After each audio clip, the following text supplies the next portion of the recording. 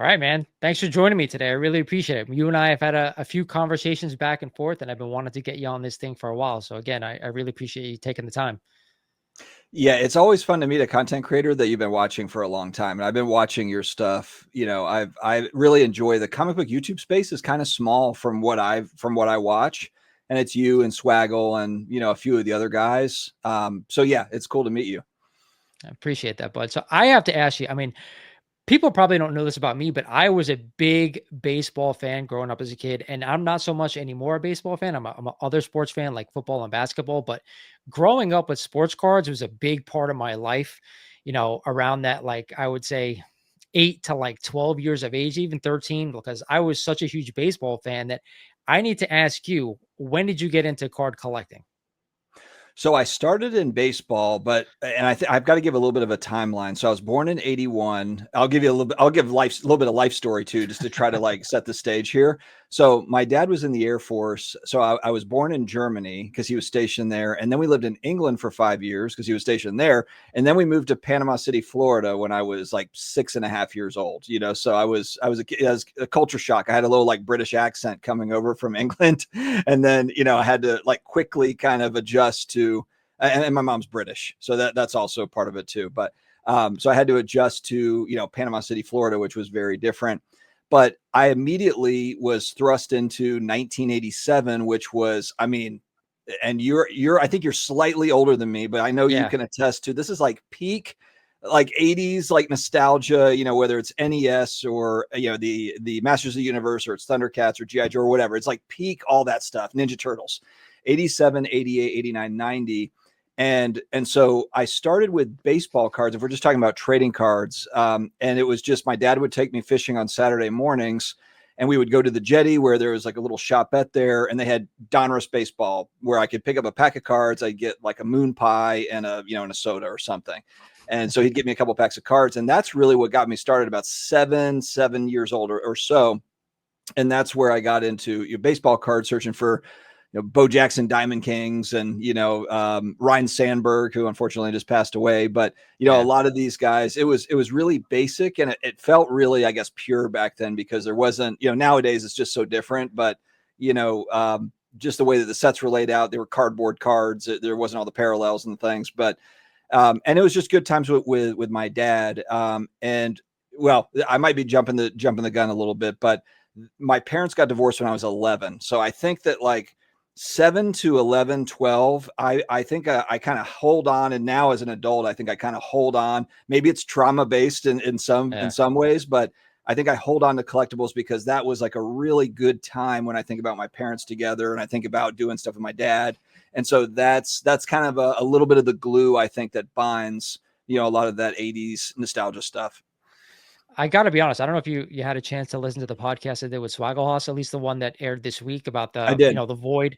So like, Yep. it sounds like that plays a little bit into it too. I had kind of the same experience. My parents were divorced when I was real young, but like I felt like whether it's cards or comics or whatever it is that you talked about NES, you talked about action figures. That's a big part of my life growing up too. That there's something that happens to us around that same age, like 6 to like 13, where we hold on to that stuff for a really long time and we come back to it as adults. So that's another great, example of that situation, how, all of us seem to do that, which is crazy. But I gotta ask you this, like growing up and being into at least baseball cards to start, were there certain cards that you remember being after as a kid? Because I remember a ton. So I wanted to ask you this question. So here's what happened in kind of my sports card journey. I started with baseball packs, but then 89 happened, and that's really when football and basketball cards started to really kind of take hold. The Beckett magazine first came out, I believe it was 1990, when I was just about to turn 9 when the basketball and the football issues came out. There was a hockey issue that came out. So it really kind of opened door. It's not that I wasn't a baseball fan necessarily watching the sport of baseball, but I was certainly more into football and basketball. I was watching Michael Mhm. Jordan. I was a de facto Bulls fan just because I watched him get beat up by the Pistons, and I was pulling for Jordan to kind of get over the hump, and he was just so amazing to watch. I mean, he was such a phenomenon back then, whether you were a Bulls fan or not. He was just like such a freak of nature. And then my our family football team is the New Orleans Saints, which were always perennial losers. But so those were really the sports I was watching. And then what happened was the football and basketball cards became a lot more popular, especially because of those Beckett magazines. So I was chasing some of those, like I mentioned, kind of the Bo Jackson stuff, some of his Royal stuff. I enjoyed some of those baseball cards, but as soon as 89 Score Football came out and 89 Pro Set, you had Barry Sanders and Deion Sanders, and you had Derek Thomas, rest in peace, died too young. Yeah. A lot of these guys came out, the Boz, you have all these guys that come out. And so I was locked in on football and basketball. I would still, trade baseball. And of course I was big into Ken Griffey Jr. Upper Deck, chasing after, Yeah. I think that was kind of the big chase for everybody back then. I would buy 89 Upper Deck baseball packs for the specific reason of pulling that Griffey. And I never did. Yeah. It felt like I bought 100, like 1,000 of those packs. Realistically, it was probably like 30, but it felt like 1,000, Yeah. Uh, So I was 100%, like, I'm a little older than you, but I remember doing the exact same thing. So it shocks me a little bit that you weren't that into the baseball growing up. But with that said, as I've gotten older, I've become a big time football person. I've coached it, I've played it, and I'm a huge basketball fan. I'll get into that because I don't want to jump right to that because you said you're a Bulls fan. I am a huge Knicks fan. So obviously, I have some hate towards Michael Jordan, even though I'll say he's always been the greatest player. But when I was a kid, like, the big thing for us was, I think it was a Jose Canseco rated rookie, Don Ross, but it was also, I think, his Topps rookie as well was a big one. Yep. Mark McGuire, USA team, Mattingly, I believe the Topps card. I could picture it in my mind with the Yankees down the left-hand portion of the card. Obviously the Griffey, but the one that escaped me the most, which is the most ridiculous thing, is the Ripken fuckface card. Yeah. I was enamored with that card growing up as a kid, and I bought probably just as many packs of the Fleer cards. That, I think it was at 86. Was that year? I don't remember the year of the card. It was at 86 or was it 89? I'm drawing. Or was it? Hold on. Now I have to look it up because I thought it was a little bit later. For some reason, I was thinking it was 89 Fleer, but is it not? Hold on a second. I could be wrong. Now I have to know. Yeah, keep going with the story though, because I'm going to find out. All right. So yeah, I was enamored with that card. And I think it has to be before that, only because I remember after that they came out with the one with the they blocked it out with the black, and I believe there was another version after that with something else besides the black. It's 89 Fleer Billy Ripken. It is 89 Fleer. All right. Yeah. So you caught me off guard. I was like, wait, I thought it was a little bit later than that. But yeah, so 89 Fleer Billy Ripken, such a great card. So I think with the Canseco, I was with you on the Canseco, but I feel like I was maybe a couple years too late. Like, and for McGuire too. It's not that it's just like I came a little bit after like 87 Topps, and 86 Don Russ and when those cards were coming out. So I was just a little bit behind. Same with like Garbage Pail Kids. They came out in like 85, 86. And that's like, I moved in like 87 is when I got to the US and I was 6. So I was just I just missed those, sets. But I remember in the card shop though, especially everyone was talking about, the Canseco cards. They were like $50, like raw cards back then. It was wild. It was. And I remember just going and buying like a pack back then just to trying to get that card, which is obviously the worst thing you could do because back then, and I don't know if it's the same with packs because I don't really collect cards anymore outside of vintage stuff. But like, obviously untrustworthy shop owners would be opening those packs, resealing them, take out the cards they wanted, and then doing whatever. At least that's what I was told back in the day. So it was such a different time of my life to be able to go back and remember that. I don't know why I fell out of collecting cards for some reason. I've always just been more into comics and stuff. I know you collect comics and other stuff as well. So let's just skip to that. As a kid, what else were you into besides cards? So my dad would go on remote in the military. And one thing that he did pretty consistently, and it's a memory that's locked in my mind, is when he would come home, he would put a Masters of the Universe figure in my bed. So I would wake up and I've got like a couple different Mossmans in my office, so, and I've got some sealed stuff. I've also got a sealed He-Man figure. It's actually second series. It's from like 82. It's not the first series. I love that stuff. And you've probably seen like the really minty type stuff goes for huge money. But so going back in time, there was Masters of the Universe was huge. I wasn't a big GI Joe kid and Star Wars either, but I think part of that is I had buddies that were. So it was kind of like, okay, if I want to play a GI Joe, I'm going over to this guy's house. He's got all the GI Joe stuff, and this guy's got all the Star Wars stuff. And I had Ninja Turtles and I had Masters of the Universe, and so that's kind of how we operated. It was kind of similar with Nintendo games. Hey, which Nintendo game did you get for Christmas? Because or what are you going to get? Because I'm going to try to get something else or whatever, So yeah, it's a wide swath of stuff. But for me with comic books, of course there was the animated series, the X-Men animated series, and some of the great cartoons and stuff going back. But to be honest with you, the stuff that really kind of got me was Image Comics. When Rob Liefeld and McFarlane, they spun off from Marvel, and there was Spawn. Spawn was really like my go-to comic book. I'm a big Spawn guy. Now, I don't have like, exotic raw, Spawn stuff. I do have Malibu 13. I've got, I do have some things. I do have a signed that Spawn one from like 96. That's a little bit more rare. It's signed in like yellow ink by McFarlane. That's a really cool book. So I've got some of the stuff, and I've got like, issue 1 through 80 or something like that. I actually just bought, I think I've got one down here, but it's like the omnibus type series where it's like, I think there's 5 or 6 of them. And I've got the first 2 where it's like issues 1 through 50 and then 50 through 100 or something. So I can get caught up on the story. Cause I got those a few months ago. Cause I was like, man, I read those and then I just kind of left it off. About it'd be cool now just to kind of go through and see what happens, see if I can do it kind of quickly. And those bigger omnibus type books, allow me to do that. So for comic books, going back, I wasn't a big, I can't say I was a huge like Spider-Man guy or an X-Men guy. I did have like the Venom books, like Venom Lethal Protector when it came out, and like, was it Amazing Spider-Man 361, like First Carnage. And I was a kid when those came out.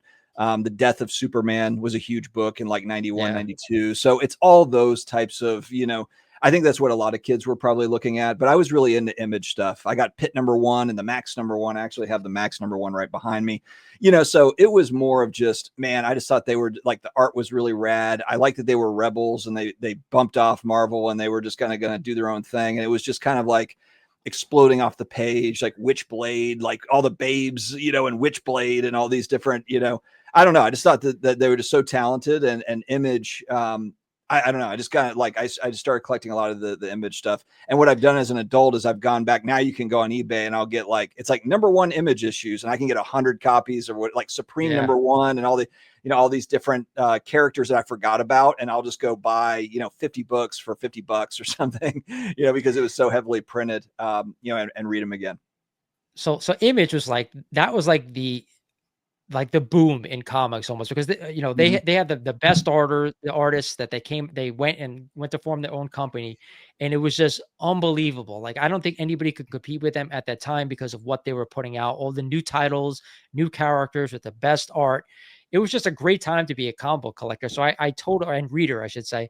So I don't blame you for jumping on that bandwagon and sticking with it, because was an amazing time for comics. Now, what came after that was a totally different story about, the printings and all that stuff like that, but that's a whole other discussion. So which I'm happy to hear is that you are a Masters of the Universe man. So I'd be remiss if I didn't ask you, because nobody realizes how many fans of this IP there actually are out there. From, you said you were born in Germany. You know how big Motu is in Germany? It's freaking huge. Yeah. So I got to ask you, what were your favorite figures out of the line growing up as a kid? Mossman is my #1. Just I know this is going to sound dumb, but it's like, first off, the way that one smells. I don't know if it's like lead paint or something. I probably got some sort of like, chemicals that I shouldn't have, and also just the hair on Mossman. I feel like they were just real, like, the 80s to me is like, basically, I look at the 80s and going into the 90s as well as the most creative decades for IP that ever happened. It's almost like Hollywood and all the toy makers, they're just like, hey, go nuts. Like, we need new ideas. The Simpsons, like, we need new ideas, something different. And the 80s, 90s is where all that stuff was born. So I'm just trying to think of, Mossman is definitely #1. I mean, Skeletor is up there too. I know that sounds kind of cheesy. And even like the Castle Grayskull, Snake Mountain, I was like the dork with like the microphone that was talking into it and stuff. Like, I mean, like, I liked the vehicles and the castles just as much as the figures. It was that line was so iconic because it Yeah. wasn't just like a couple of things were good. Everything was good. Yep. Yeah. I mean, I don't know what it is. And there's people that think the same, like G.I. Joe, is that for them? G.I. Yeah. Joe just didn't do it for me the same way. But again, it could have just been like the timing, the age, it could have just been that. But yeah, Masters of the Universe coupled with the cartoon, I used to go out and try to find swords in the woods, so that I could, pretend like I was He-Man. That's like every kid. And we were all playing outside. Now kids, Yeah. hell, my kids aren't allowed to go outside because I'm afraid there's some creep out there, like that's why we have a fenced Exactly. in backyard. But like you and I were probably like, 3 blocks over on our bike. Like our parents had no Minimum. idea where we were. Like Yeah. that's how we grew up. So there was a lot of imagination, and you could do, they did a good job on the commercials as well for Masters of the Universe. Actually, I think I saw you play a couple during, I don't know if it was Swags or a different, you had another guy on here talking about Motu, I think a Yes. couple episodes ago. But you played the commercial where they're really smart because that's exactly how kids in the 80s, they'd have it. I would have all my guys set up like if I saw like a stream or a pond or something, that was like a really cool landscape, to set up and to play with those. So yeah, it was just, man, and that's why we're so nerdy about all this stuff, because it was such a different time back then. I feel bad for my kids. Actually, my oldest kids are like, man, I wish I grew up when you did, Dad. It's like so weird now. Everything is so different. And they're right. How you know me asking, how old's your oldest? She's 22. She's Oh wow. she's about to graduate nursing school. Yeah, I started young. I'm about Oh, to turn 45 next year. So yeah, I started congrats. young. Thanks. Thank you. Yeah. So she's 22. I've got a 19-year-old son. I've got a 12-year-old daughter and a 10-year-old son. So I've Oh, got 4 in total. Got a you're stable. yeah, you're a busy man. Like, good for you, Yeah. man. Yeah. So I have 17 and a 13. So what you said about like keeping the kids indoors, like I felt that way up until like recently, because now like the 7-year-old he's bigger than me, and the 13-year-old is getting to the point where I don't have to worry about that anymore. So like they're constantly outside playing hoops or doing whatever. So I totally understand where you're coming from. But yeah, like back to Motu. Have you seen the trailer for the new film? And I got to get your impression so far. Not the trailer, but like the intro and all the behind the scenes stuff. Yeah, the little teaser type stuff. You did a Yeah. great, actually, a breakdown video on that. I watched that. I watched it a couple times actually. I think Thank you. the casting looks good. I think I sent you a message about Tila. Like that's a Tila I can get behind. Like Yeah, as a that joke, was. because that she looks good. But I feel like the casting is really good. It does. The thing that I've been kind of annoyed with, and it's not just it Masters Universe. I feel like it's with a lot of this stuff. Don't even get me started on Star Wars. Star Wars. I mean, yeah, anyway, that's a whole different conversation, but they try to kind of like reinvent these things, but what they don't understand is that we don't care about that. We care about, the nostalgia, how it was back then. I want it to be as close to it as how it was back then as you can possibly get it. Just give me the live action version, because we got a great cartoon. I mean, the 90s movie with Dolph Lundgren, it's cheesy as hell, but I'll take it. Yeah. I'll watch that with my kids occasionally. Like it's cheesy, but if you're going to do a live action, then just do a better version of what you tried to do in the 90s. It's kind of like the same for me with the Spawn movie. Spawn Yeah. movie's awful. It's so bad, but there's so much potential there. There's so many great characters that they could do a really good movie. It's just, will McFarlane get the funding, and will it all kind of Yeah. come together? You need to make it like Lord of the Rings, Peter Jackson style. Like it's got to be done right. And that's what I really hope for these, because I feel like some of these studios, they just look at it as a cash cow because the nostalgia button that they can push for me and you and everybody else. Yeah. It's like, damn, dude, just do it right. And then you can do a whole trilogy, and you'll sell more merchandise. Like people will be into it. But if it's trashed, then it's trashed, and then it's going to be what, 10 more years before we see another one or whatever, Yeah. or So never. The one thing I'll say about the Spawn movie you mentioned, I actually liked that movie growing up as a kid. Like some of the special effects weren't that great, but I got to tell you, Michael Yeah. Jai White was fantastic. Leguizamo to me was absolutely phenomenal, and then he made that whole movie. And the winners are Wanda and Terry, multiplying like rabbits, and jumping and pumping and doing it. But you're right, the story was a little weird, but I still enjoy that movie now. I thought it was pretty good for a Spawn movie. You're right. It wasn't bad. I think expectations for me are just so high. It's like for a lot of this stuff, expectations are high. Like the Masters of the Universe, that new movie, expectations are high. Like the animated stuff they've come out recently is trash, in my opinion. I don't know. Like I want to see something that's really good, that I hope kind of like kickstarts where there's young people that are like, damn, that's pretty rad. I understand why my dad thinks it's so cool or whatever. Like, just do it right. I already told my 13-year-old, he's going to come with me that first time. He knows nothing about the IP. I told him, dude, if movie is somewhat decent and it reminds me of anything growing up, I'm going to cry. There's no question in my mind, I'm going to cry.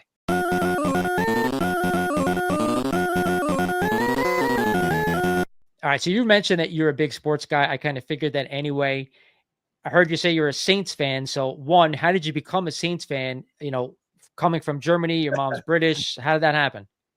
Yeah. So my dad was born in Jackson, Mississippi. And so the story goes as in 1967, that was their inaugural season, their first kickoff, they ran it back for a touchdown and my dad was 12. And so he saw that game and he's like, oh man. And then also my dad's dad. So my dad was in the Air Force, but my dad's dad, my grandfather, was also in the Air Force. He was a pilot and he was at a local, I don't know if he was in Mississippi or if he was in New Orleans itself, but he ran into Arch Manning at one point, who was, of course, like before Drew Brees, he was basically our best quarterback that ever played for the Saints. And unfortunately, we just had horrible teams. So he was a really good player that just played on bad Saints teams.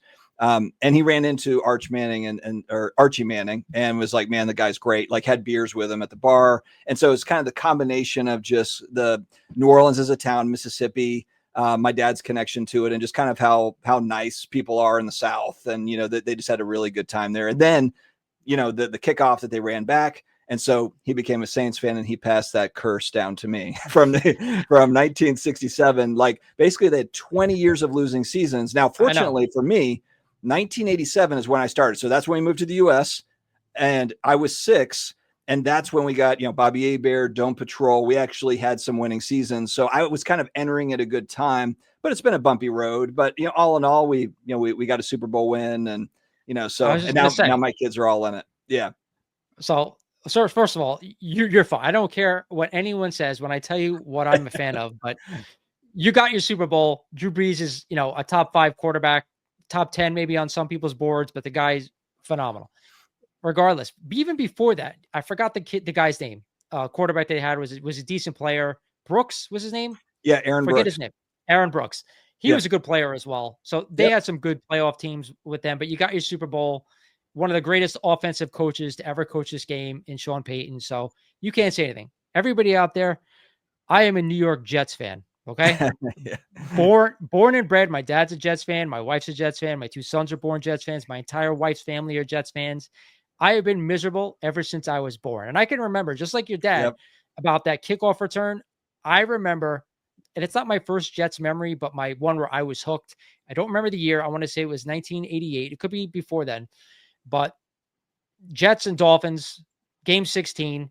Whoever won that game, they were both 7-8. Whoever won the game, going to go to the playoffs. Now, this is my first experience with Jets team going to the playoffs, and the Jets had signed a kicker named Raul Allegre off of waivers, off of whatever, for that last game, and he ended up kicking a field goal to tie the game and then one to win it, to send the Jets to the playoffs the first time in my lifetime. And after that, I was hooked, and I've coached the game. I've played the game, and I'm a huge football fan. But you want to talk about misery?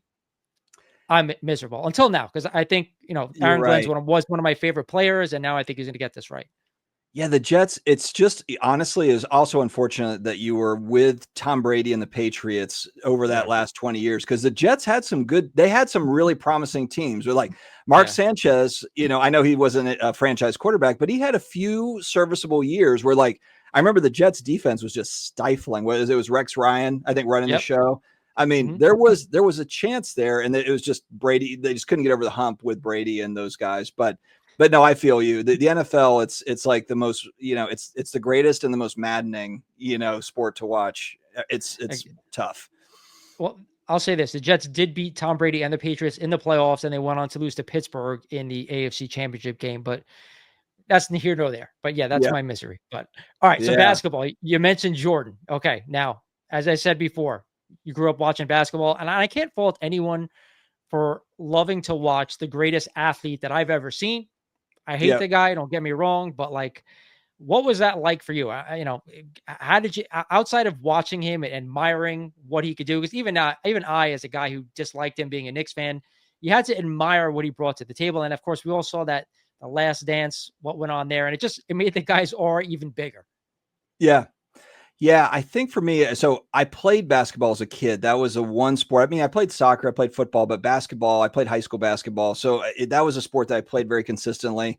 And I wanted to be Larry Bird so badly. And that's what I really, I was a good outside shooter. I wasn't a good enough defender. I was probably more like Luka than Larry Bird. I couldn't defend.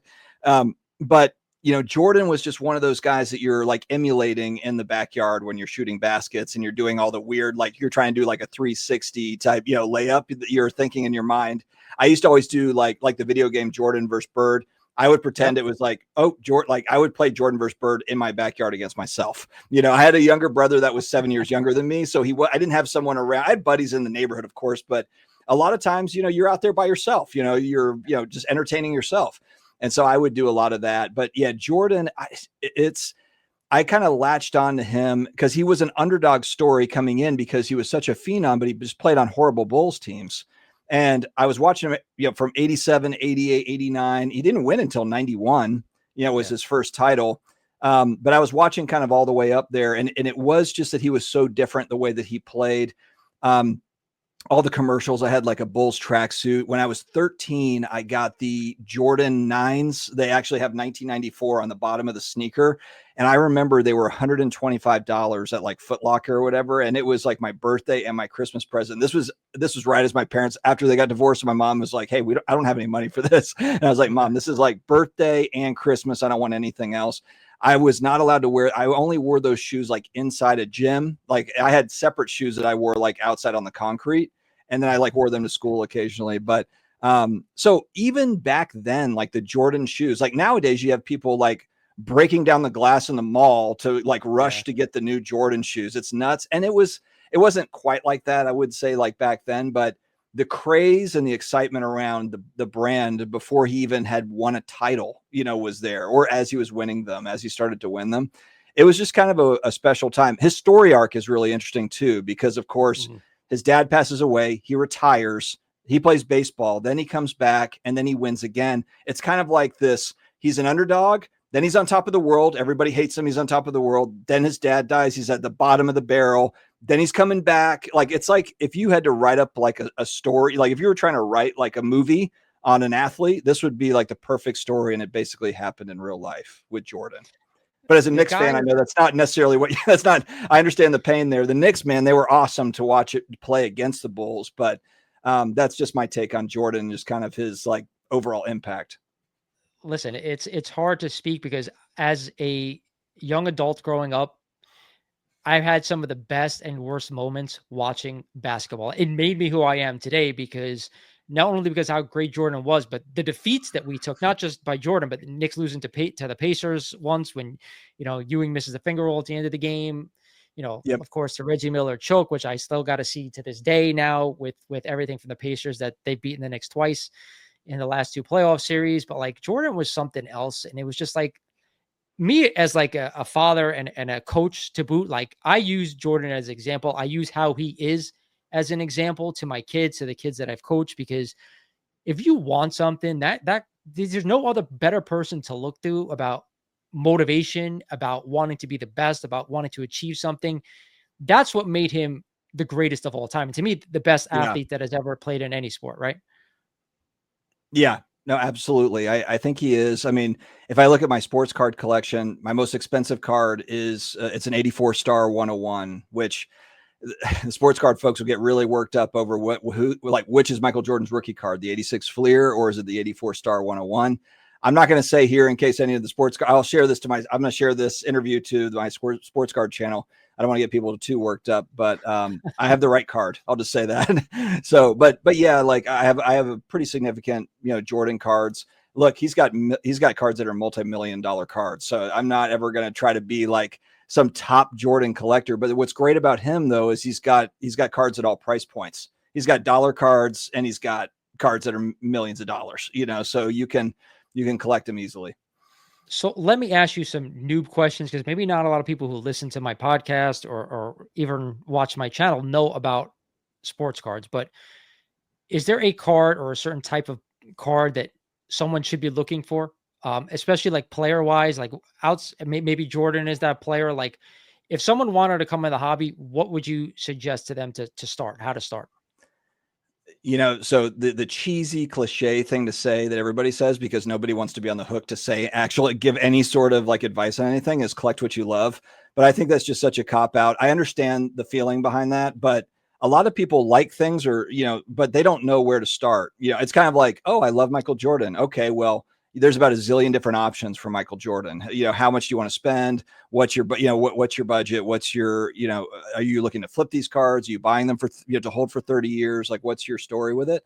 So there's a million different ways to answer it. I just have a lot of variety. I mean, I was at the National Sports Card Show this past week, and I bought a 52 Topps Willie Mays and a one, and a PSA one. And to me, that's just, it's one of the most iconic cards in the entire hobby. I mean, the mantle gets all the love, you know, that 52 Topps mantle, and it should. I mean, it's a tremendous card. But Mays, and not that, look, not that the Mays stuff is inexpensive or anything, but just in comparison to Mantle, with him being a Yankee, and you're a New York guy, so I'm sure, I know you understand kind of just the legend behind New York Yankees. I'm a Mets fan, but that's okay. Yeah, I do get it though. Yeah, but you get it. You're from the area. You get it. You know, I think there's just a lot of research. Take your time. You know, it's similar to comic books, where it's like you can spend a lot of money in a hurry. You know, it's really just more about taking your time. And I don't think it's a bad thing to just, you know, buy something, and then 6 months later, you might be like, you know what? I found this and I like this better. I'm going to sell that and I'm going to get this. I mean, that's just part of collectibles and buying it. You know, if you're looking at for like investment, like over a long period of time, then it's a way different conversation than, are you just trying to read books? You know, I mean, like there's so many levels to it. So, you know, it really just, it boils down to just, but do all the legwork and enjoy that legwork. Cause there's, you know, when trading cards, and we're not even talking, look, I mean, some of my bigger cards are non-sports cards. I've got a 2008 Rittenhouse Robert Downey Jr. auto. That's it's a huge Marvel card. You know, I've got a 93 Art to Bart, the matte graining, you know, do you know about that card? Yeah. Yeah. So they had basically redemptions that came in really inexpensive Simpsons packs in 93 Skybox. They made 400 total. And basically, but the redemption, it says on the card, like on the redemption card, you have to redeem this by like 94, like fall of 94. So these things come out, like you can't redeem them anymore. Obviously, like Matt Groening's not going to draw up a Bart for you on the Art to Bart card. So those cards, you know, rare is such, like everyone will say like, oh, this is rare. That's not rare, but those are fairly rare. You know, and especially because he did all of them differently. He's got Bart on one, he's got Homer on some, he's got the whole family on some, you know, like, and they're all different how he has them mapped out. So yeah, I've got sports cards, but I've got a lot of big non-sports cards too. I'm a huge Stranger Things cards fan because they're inexpensive. I can get really rare Stranger Things trading cards because I'm like one of like 5 people on planet Earth, I think, that collects those, which is great for me because I can get really rare stuff, and it's fairly inexpensive when I compare against, you know, a lot of the sports stuff. So I don't know if I answered the question. I just kind of like went in a big circle, but you got it. But I'll take a little further. Like, so for your personal collecting, when you're collecting cards, that you like gravitating to more of the rarer stuff, you think? Because I think like that's how comic people are, especially if you're in the hobby for a really long time, you kind of get sick of the same old, unless it's like what you just picked up, like a really old vintage rare card. Like that's what I think a lot of collectors kind of gravitate to. Is that where you're, you know, I want to say philosophy is right now? Yeah, I think with a lot of, you know, sports cards now, and I don't know how much you follow it, but it's like a brand new set comes out and there's 1,000. So they'll have kind of like the base card from that set. And then it feels like there's 1,000 different parallels. So you've got the base card, and then you've got teal out of 49. You've got purple out of 79, and you got pink out of 99. And so it's the same card, and they just make different colors for each of these cards. And so for me, you know, even though I'm a huge football fan, I mean, hell, if the Saints in a year or two, if they draft Arch Manning, I might be that crazy guy that's trying to buy all the Arch Manning cards, you know, for the Saints. But yeah, for the most part, the one thing I really like about non-sports is that there is really rare stuff, like actually rare stuff out there, and it just doesn't get the same sort of attention that sports card stuff. And you and I being like big IP guys, I mean, could you imagine like 80s, 90s IP? Could you imagine if there was like, I don't know, like this is kind of tough because there wasn't really, there wasn't a movie where you have like the characters. It would be like, you know, if there's a Masters of the Universe set and then there's like Dolph Lundgren autos from the movie from like 1995. It would be a cool chase if there was only like 100 of those made, you know. So that to me is just more of a fun chase, regardless of value. And is that going to be, you know, am I going to retire off of it? I'm not worried about that. It's just that's more of a fun chase. On the sports card side, I don't, if you go with really rare, you know, sports cards that like in the 90s, what's really popular, like 90s inserts that are numbered, PMGs, you know, are huge cards. They're kind of those late 90s. In the late 90s, unfortunately, I'd stopped collecting at that point. And so you have essential credentials and PMGs and a lot of these numbered, kind of these first numbered cards of that time. But like the Jordan cards, like the green PMG is a multi-million-dollar card. The red PMG is probably $500,000 or $1 million, you know? So, you know, I'm not necessarily in that crew, in that group, but I kind of live in the, you know, 500, 1,000, a couple thousand, and I can go up to, I mean, most I've ever spent on a card is about $8,000. So, you know, I can go up a little bit, but I'm kind of looking like within my price range. What are the really cool things, you know, that kind of fall in that bucket? An item that I would stretch for that's not rare, but you and I had talked about it going back a few months, an AF-15. I think that you were selling, or you had a buddy selling, or, you know, that would be probably the most expensive purchase I would make, or that I have made so far. But to me, that's just it's kind of like a 52 tops mantle. You know, it's not rare. Like you see them out there, like an AF-15 is not there's not 100 of them. There's plenty of them out there, but it's still just iconic. You know, and the 52 tops mantle card's iconic too. So would it be a lot of money? Yeah. Would it be like amazing to own in a cool, like I think store of value? If I'm thinking about it from like an investment standpoint, it's a good diversification, you know, just to kind of hold on to over time. So that would be an example of something I would pay up for. I gotta say, you look pretty diversified between the Moss Man you showed me, between the cards, between probably too much. Yeah. And that's what happens with us collectors, man. We start with one thing, we go to the next, we go to the next, we go to the next, and it doesn't freaking stop. I heard you talk about garbage bill kids. You don't have any of those, do you? I don't know, but you know, I really respect that IP and just kind of the history behind it and how it got started and all of that. I think just it's been a little bit lower on my priority list because I didn't actually live it, you know, the same way that I did with like Motu and some of the other stuff. If you'd like to become a sponsor here on the Mighty Rewind podcast, make sure you reach out at the Mighty Rewind podcast at gmail.com.